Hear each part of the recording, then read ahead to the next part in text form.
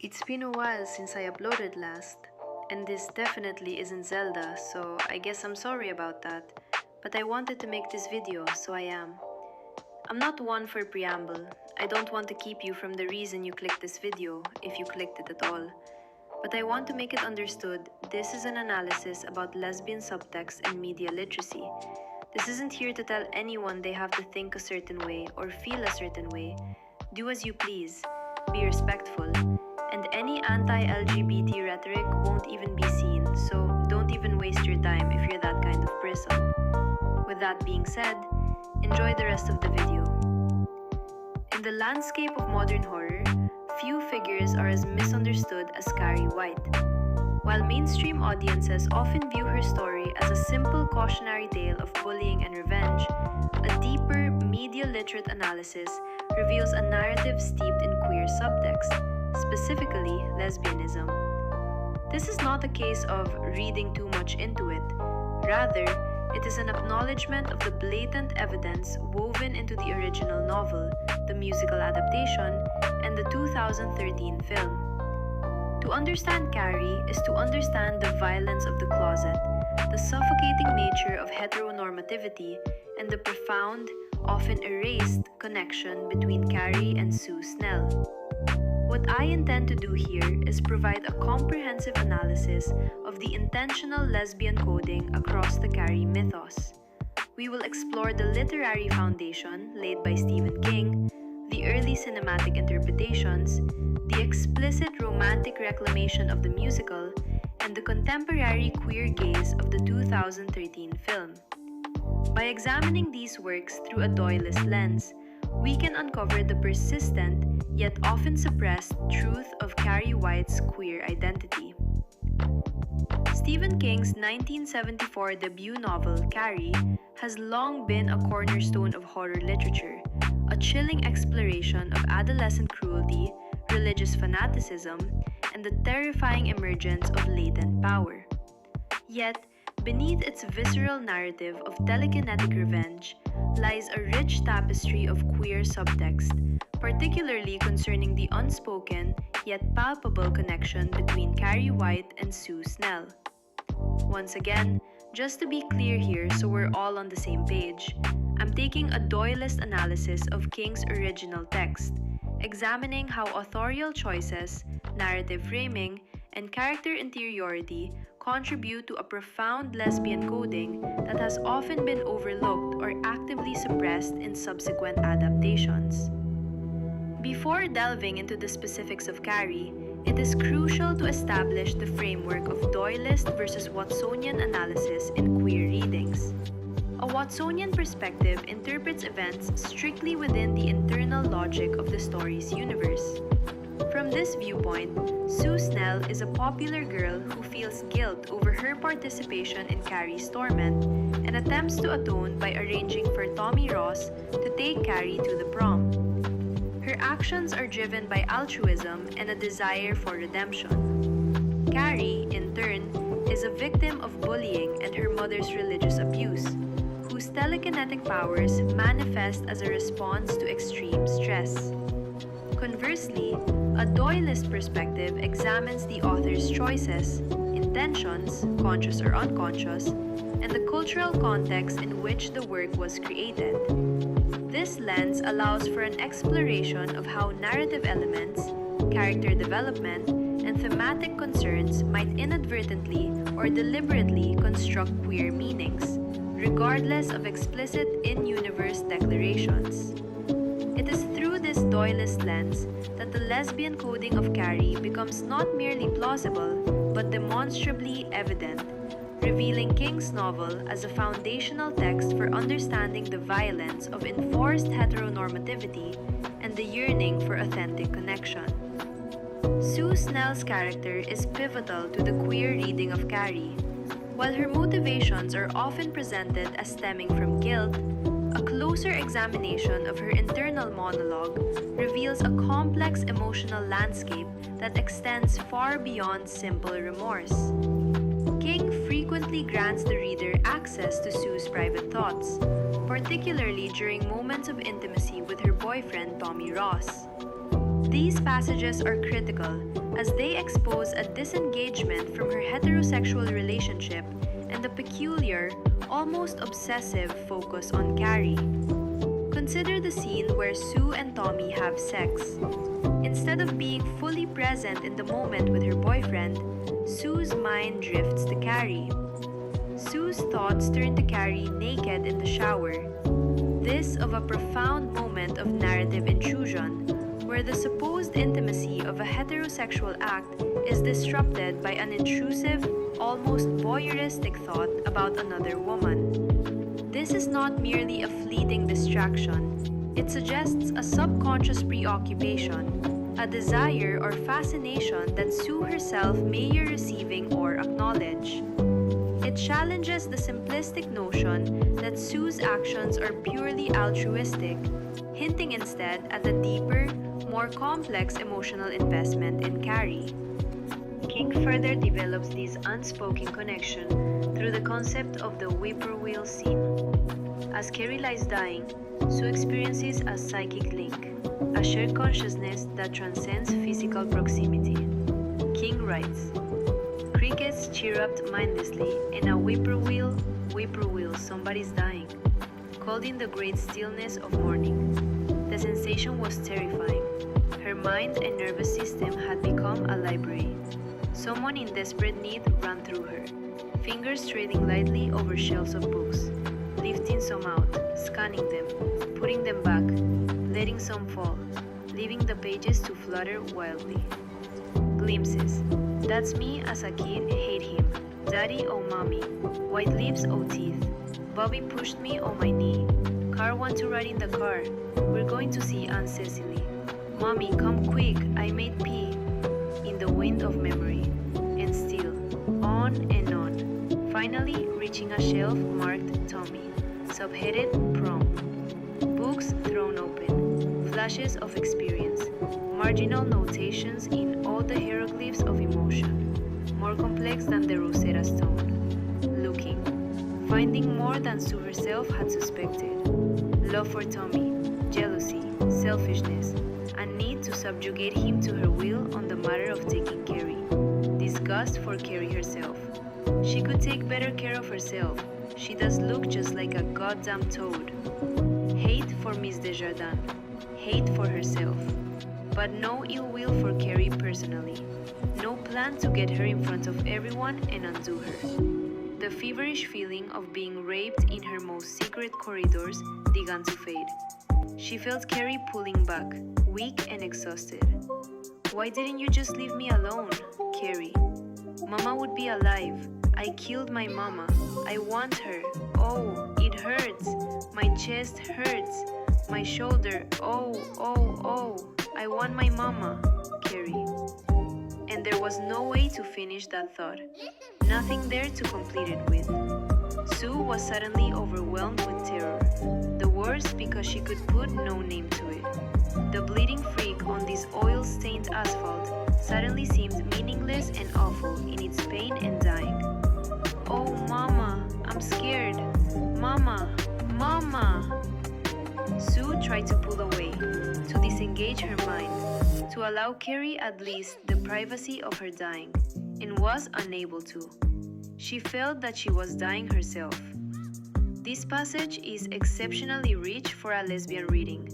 The shared consciousness, the inability to disengage, and the profound terror Sue experiences are not typical responses to a mere acquaintance's death, even one she feels guilt for. The phrase, finding more than Sue herself had suspected, love for Tommy, jealousy, selfishness, a need to subjugate him to her will on the matter of taking Carrie, disgust for Carrie herself, but no ill will for Carrie personally, no plan to get her in front of everyone and undo her, is particularly telling. While it explicitly mentions love for Tommy, it immediately follows with a complex array of emotions, including a desire to control Tommy regarding Carrie, and a disgust for Carrie herself, that is immediately qualified by, but no ill will for Carrie personally. This internal contradiction is a struggle with feelings that are, perhaps at the time of this book's release, too taboo to name directly. The intensity of Sue's connection to Carrie in these moments of shared death, where she feels as though she's dying herself, points to a bond far deeper than friendship or pity. Really quick side note, I'm sorry if I'm hard to understand at times. I'm really exhausted, and focusing on trying to be phonetically understood is just not on my to-do list. But I will try to lock in. Brian De Palma's 1976 Carrie is widely regarded as a horror classic, a visually stunning and emotionally potent adaptation that cemented Carrie White's place in cinematic history. However, from a queer perspective, it is also the adaptation that most aggressively engages in the violence of erasure regarding the novel's lesbian undertones. The film, while capturing the terror of Carrie's telekinetic rampage and the cruelty of her peers, largely streamlines or eliminates the subtle yet profound sapphic coding present in King's text. It also feels like they treat Carrie as the issue. The fact so many people walk away saying she's the villain is very telling, I'll say that much. One of the most significant changes in the 1976 film is the reduction of Sue Snell's complex interiority. In the novel, Sue's thoughts about Carrie, particularly during intimate moments with Tommy, are explicit and suggestive of a deeper, perhaps unacknowledged fascination. The film, however, largely confines Sue's motivations to guilt and a desire for redemption. Her decision to have Tommy take Carrie to the prom is presented as a straightforward act of kindness, devoid of the conflicted emotional undercurrents that King so carefully crafted. The film does not grant the audience access to Sue's inner world in the same way the novel does, thus effectively neutralizing the ambiguity and potential queer readings of her character. The 1976 film entirely omits the powerful whippoorwill scene we talked about earlier, where Sue experiences a profound psychic connection with Carrie as she dies. This omission is critical. I know people will say it doesn't matter that much, but as an adaptation, you can't just cut out and change super important shit like this. It's a big deal. Just because the movie is liked doesn't make it a minor thing. This being gone takes a lot away from the story. In the novel, this shared consciousness underscores a bond between the two girls that transcends conventional friendship or rivalry, hinting at a spiritual or emotional intimacy that borders on the romantic. By removing this scene, the film severs an extremely important narrative thread that could have explicitly highlighted the depth of Sue's connection to Carrie, thereby reinforcing a heteronormative interpretation of their relationship. The 2002 television movie adaptation of Carrie, directed by David Carson, presents a more nuanced, albeit still subtle, engagement with the novel's queer subtext. While not as overtly celebrated as De Palma's version, the 2002 film, perhaps due to the changing cultural landscape and the medium of television allowing for more character development, introduces elements that lean more explicitly into the sapphic undertones. One of the most striking additions in the 2002 adaptation is Sue Snell's attempt to resuscitate Carrie with mouth-to-mouth resuscitation as Carrie lies dying. This act, while ostensibly an attempt to save a life, carries significant symbolic weight within a queer reading. Mouth-to-mouth resuscitation is an intimate, life-giving gesture, often associated with profound care and a desperate desire to preserve another's existence. In the context of Sue holding a dying Carrie, this act elevates their connection beyond mere guilt or pity. It transforms Sue into a figure actively fighting for Carrie's life, engaging in a physical intimacy that is absent in the 1976 film and only psychically present in the novel. This scene, whether consciously intended or not, imbues the relationship with a desperate, almost romantic tenderness in Carrie's final moments. The 2002 film also allows for a slightly more expanded characterization of Sue, providing glimpses into her motivations that extend beyond simple remorse.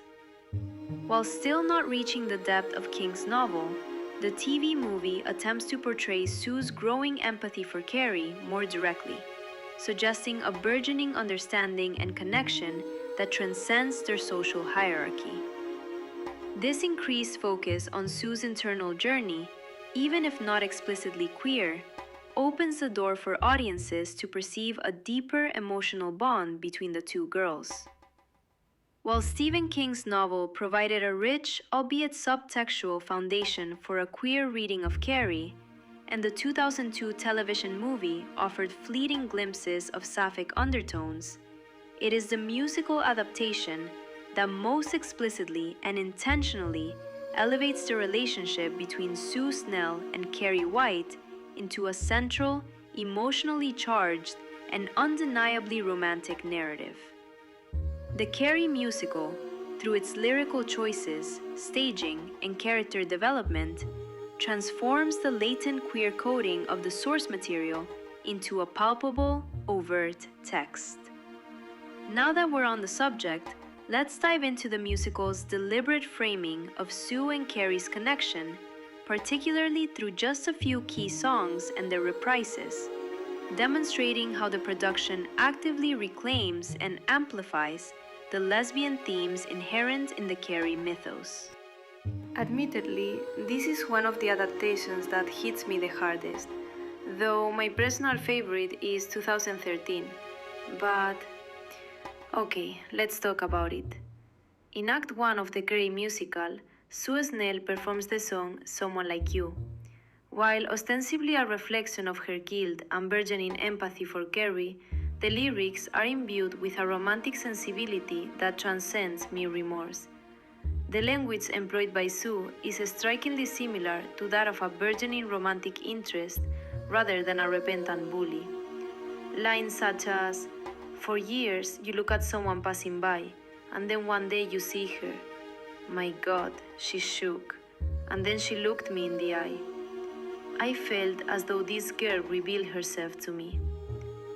These phrases are not typical expressions of platonic concern or a sudden realization of past wrongdoing. Instead, they evoke the profound sense of discovery and recognition often associated with falling in love. The act of truly seeing someone after years of superficial observation, the visceral reaction to their gaze, and the feeling of a profound, mutual revelation are hallmarks of romantic narratives. By assigning these lyrics to Sue as she contemplates Carrie, the musical deliberately positions their connection within a romantic framework, suggesting a deeper, more intimate bond than a simple desire for atonement. The most compelling evidence for the musical's explicit queer framing comes in the devastating climax of Act 2, during the epilogue. Earlier in the show, You Shine is presented as a romantic duet between Sue and Tommy Ross, her boyfriend. It is a song of mutual admiration and reassurance, solidifying their heterosexual relationship. However, in a powerful and deliberate subversion of this heteronormative narrative, Sue reprises You Shine as she cradles a dying Carrie in her arms. As Carrie takes her last breaths, Sue sings, "I see you shine and the dark disappears." This reprise is not merely a poignant moment of grief, it is a profound act of emotional transference and a declaration of ultimate devotion. By singing the very same romantic lyrics previously shared with Tommy to Carrie, Sue effectively replaces her heterosexual partner with Carrie in her most intimate emotional space. This choice by the musical's creators is a clear Doidist statement. The true emotional core, the deepest connection, and the most significant love story in Carrie is not between Sue and Tommy, but between Sue and Carrie.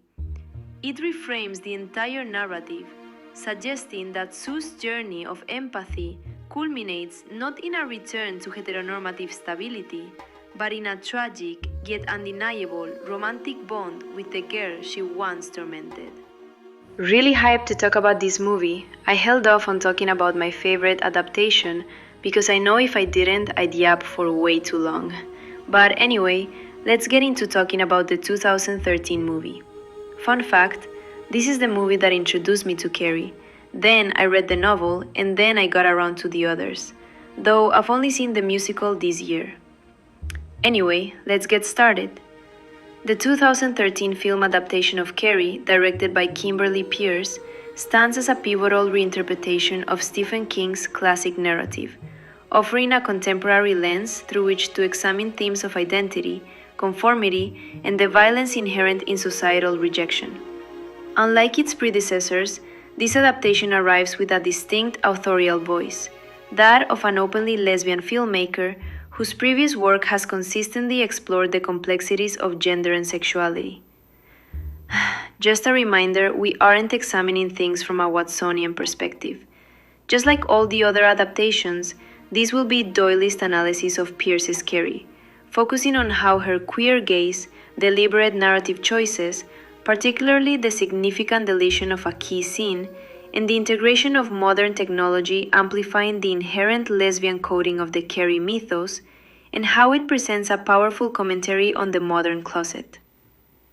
Kimberly Peirce's involvement as director is perhaps the most significant Doylist factor in the 2013 Carrie. Peirce is renowned for her critically acclaimed 1999 film Boys Don't Cry, a biographical drama that unflinchingly depicted the life and murder of Brandon Tina, a transgender man. Her filmography consistently demonstrates a profound sensitivity to marginalized identities, the fluidity of gender, and the brutal consequences of societal intolerance.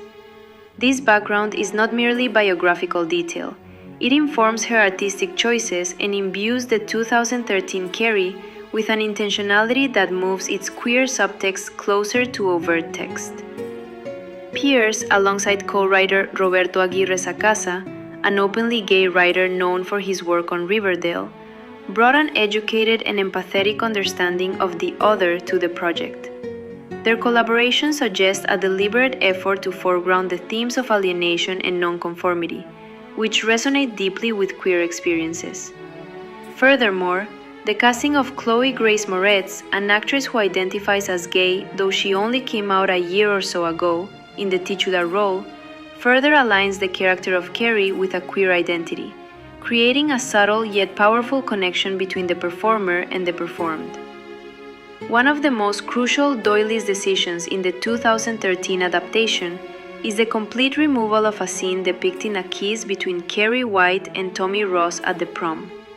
While this scene exists in deleted footage and Blu-ray extras, its deliberate exclusion from the Dude, what the fuck? You fucking scared me!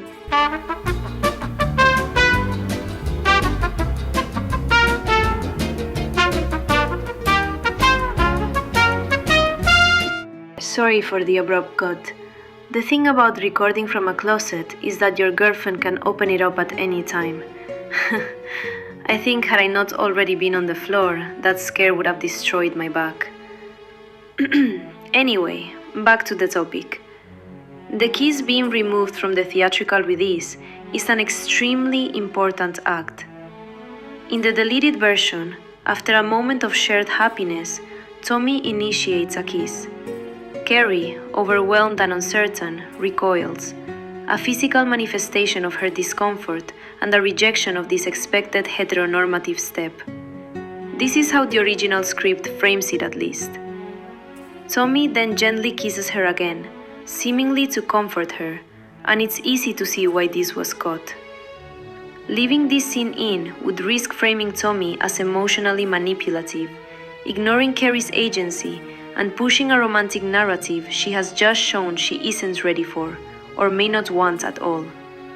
This would also undermine his character's role as a genuine, supportive friend, and complicate the film's portrayal of his altruism. Leaving this kiss in makes Tommy a cheater. There are people who want this, and it confuses me. Tommy is supposed to be the good guy.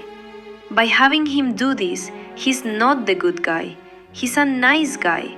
Nice guys are only nice because they want something out of a woman. That is not Tommy. Anyway, I'm glad it was removed. By excising the kiss entirely, Pierce achieves several critical objectives. Firstly, she preserves Tommy's integrity, ensuring his character remains a pure symbol of kindness in Carrie's otherwise brutal world. More importantly, the removal actively steers the narrative away from a conventional romantic validation for Carrie. Her moment of happiness at the prom is not contingent on a boy's affection, but on her own burgeoning sense of belonging and acceptance.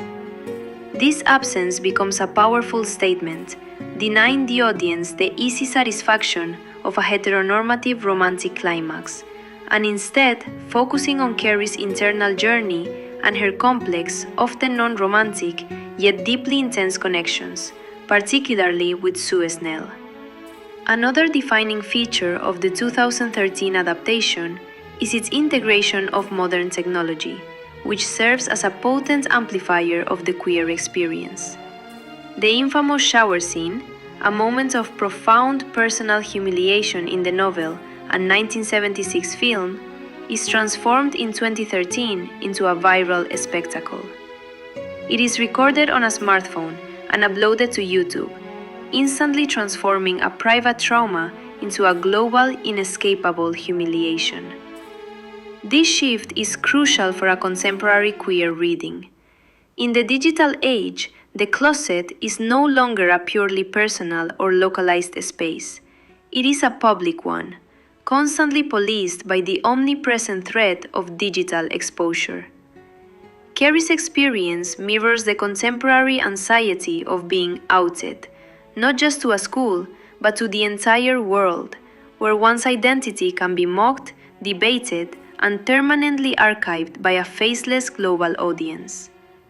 The film effectively portrays the digital panopticon, where individuals are constantly under surveillance, and any deviation from perceived norms can lead to instantaneous and widespread condemnation. For queer youth, this reality is particularly acute, making Carrie's struggle for self-acceptance in the face of public shaming deeply resonant. Really wanted to make this a bit longer, but I guess I'll end off here, because I'm getting pretty tired.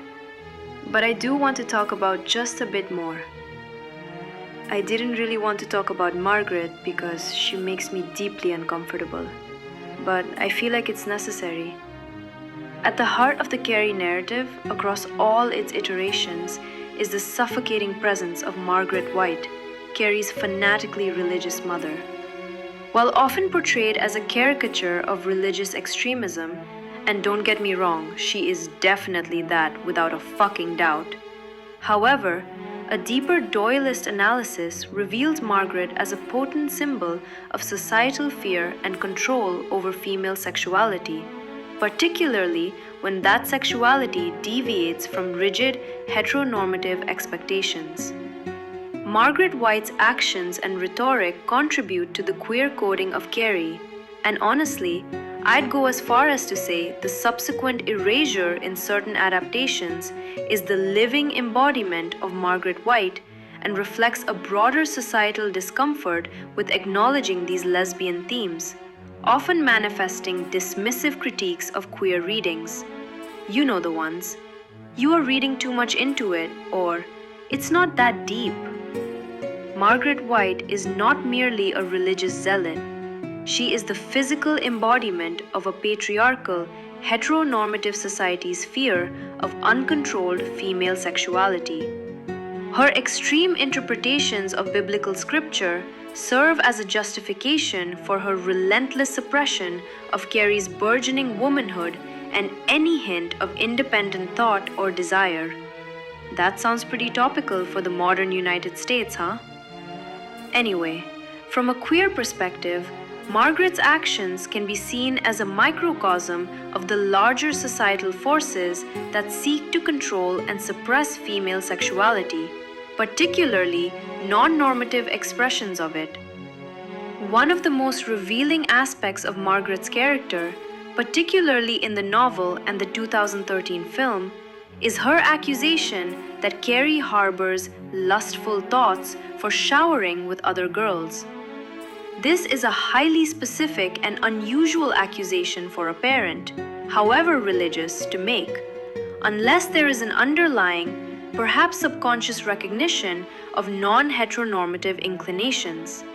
It suggests that Margaret is not merely reacting to sin in a general sense, but to a perceived homosexual behavior. Her fear is not just of premarital sex, but of a sexuality that deviates from the prescribed heterosexual path. This accusation functions as a powerful piece of Doyleist evidence for the lesbian coding. It implies that Carrie's otherness is not solely tied to her telekinetic powers or her social awkwardness, but also to a sexuality that Margaret instinctively perceives as transgressive. Margaret's violent reactions, locking Carrie in the closet, physically abusing her, and constantly reminding her of her sinful nature, can be interpreted as attempts to force Carrie back into the heteronormative mold, to literally and figuratively closet her burgeoning queer identity. Bon sang, il faut que je termine cette vidéo. The experience of being told we are reading too much into it when identifying Carrie as gay cinema is a common form of gaslighting faced by queer audiences. This dismissive critique serves to invalidate queer interpretations, reinforce heteronormative readings as the only legitimate ones, and maintain the invisibility of queer themes in mainstream media. It ignores the blatant evidence provided by authors, directors, and the texts themselves, effectively silencing a valid and deeply resonant perspective. This phenomenon is particularly insidious because it denies the intentionality of queer coding, even when it is explicitly present.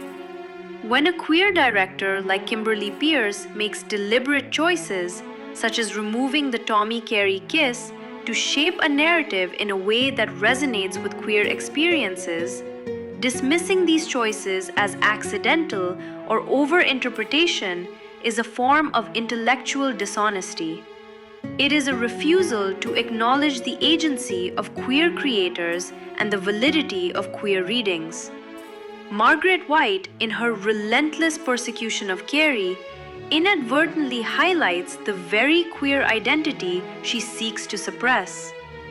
Her accusations of lustful thoughts and her attempts to closet Carrie serve as a chilling reminder of the societal pressures faced by those who deviate from heteronormative norms. The subsequent erasure of these themes in certain adaptations and the dismissive responses to queer readings underscore a broader societal discomfort with acknowledging the existence and validity of non-heterosexual narratives. However, as demonstrated by the novel's subtext, the musical's explicit romantic framing, and the 2013 film's intentional queer gaze, the lesbianism of Carrie is not a mere theory. It is a fundamental and enduring part of the story's DNA.